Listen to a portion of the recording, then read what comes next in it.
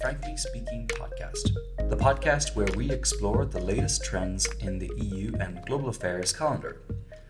I'm your host for this one, Seán Flynn, and in today's episode we delve into the fascinating history of the European Union's electricity market, from its inception to where it stands today, and the key figureheads who have played a pivotal role in shaping it. We'll also dive into the recent European electricity market reform and outline the key aspects of this reform, its potential impact on the energy sector, and what it means for the future of clean energy across Europe. The story of the European Union's electricity market begins in the early 1990s. The EU's push for a single market in electricity was driven by two main objectives: enhancing competition and improving the efficiency of the electricity sector. The idea was to break down national barriers and create a unified cross-border market that would benefit both consumers and businesses alike. One key figurehead during the early days of the European electricity market was Sir Leon Breton, the European Commissioner for Competition at the time. Sir Leon was instrumental in pushing for the liberalization of the European electricity market, which paved the way for the creation of the EU's internal energy market, the IEM. The IEM's establishment was a gradual process. It began with the adoption of the first energy package in 1996, which laid the foundation for a liberalized and more competitive electricity market. The package aimed to create a level playing field by setting common rules for the generation, transmission, and distribution of electricity across EU member states. Fast forward to the early 2000s, and we see the adoption of the second energy package, which further opened up the electricity market. Playing an essential role in promoting the liberalization of Europe's energy market was Loyola de Palacio, the European Commissioner for Energy and Transport at the time, who was instrumental in developing a common energy policy. The EU's electricity market has since continued to evolve, with a third energy package being adopted in 2009. And this package introduced measures to strengthen cross-border cooperation and improve market functioning. One of the key players during this time was Andris Piebalgs, the European Commissioner for Energy, who championed the need for a unified European energy policy and the enhancement of energy security. Today, the European electricity market faces new challenges, including the need to adapt to the increasing dominance of renewable energy sources. The EU has set ambitious targets for reducing greenhouse gas emissions and increasing the share of renewables in the energy mix. This shift towards a more sustainable energy future has put the spotlight on the market design and its ability to cope with these structural changes. The current energy crisis and the rising cost of electricity have made it clear that the European electricity market needs significant reform.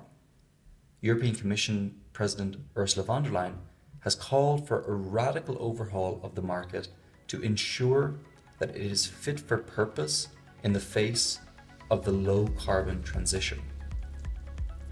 As we move forward, it's clear that the story of the European Union's electricity market is far from over.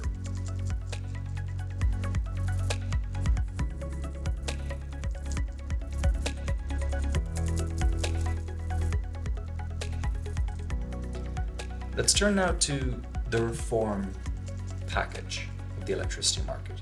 What led to this reform, and what are its main goals? We can't ignore the elephant in the room, the current energy crisis that has been brought on by Putin's war against Ukraine, which has sent energy prices soaring and has contributed significantly to the cost of living crisis.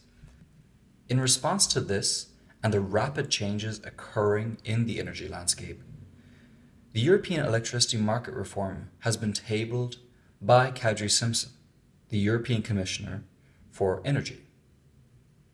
With increasing penetration of renewable energy sources, the old market design is simply not capable of efficiently balancing supply and demand, ensuring grid stability and incentivizing investment in clean energy. The main goals of the reform are to improve market efficiency, enhance cross-border electricity trade, and support the integration of renewables, as well as promote consumer engagement in the energy transition.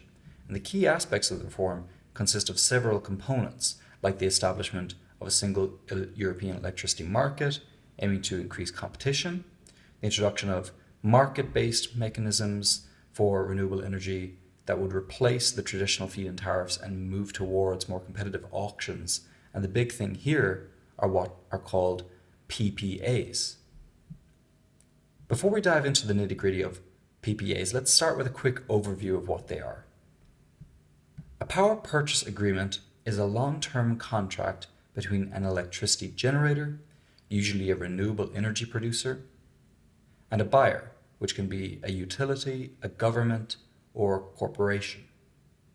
The generator agrees to supply a certain amount of electricity to the buyer at an agreed upon price, while the buyer commits to purchasing that electricity over a set period. Now, PPAs have been around for quite some time, but they've become an increasingly important driver of the renewable energy revolution in recent years. In fact, they've played a pivotal role in the exponential growth of renewable energy projects across Europe, enabling large-scale investments in wind, solar, and other clean energy sources. But why are PPAs so important today, and how have they transformed the European electricity market? Let's break it down into three key reasons. First, PPAs provide long-term price certainty for both parties involved. By locking in electricity prices for up to 10 or even 20 years, generators can secure the financial stability that they need to invest in new renewable projects, while buyers are protected from volatile energy markets and rising electricity costs. This is especially important in a time of rapidly changing energy landscapes and increasing global awareness of the need for cleaner, sustainable energy sources. Second, PPAs can significantly reduce risk for renewable energy developers.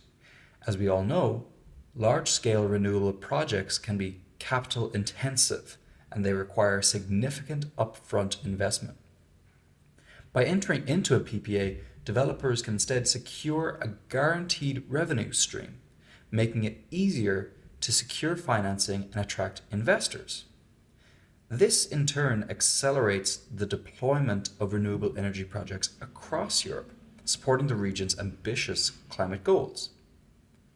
Thirdly, PPAs have become an essential tool for corporations to meet their sustainability targets.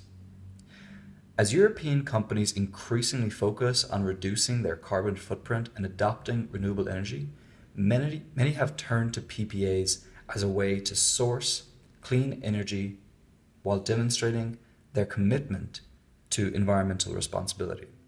Major companies like Google, Amazon, and IKEA have all embraced PPAs as a component of their sustainability strategies, further driving the demand for renewable energy and bolstering European green economy. So, what does all this mean for the European electricity market? As PPAs continue to gain traction, we're seeing a shift in the way electricity is traded and consumed.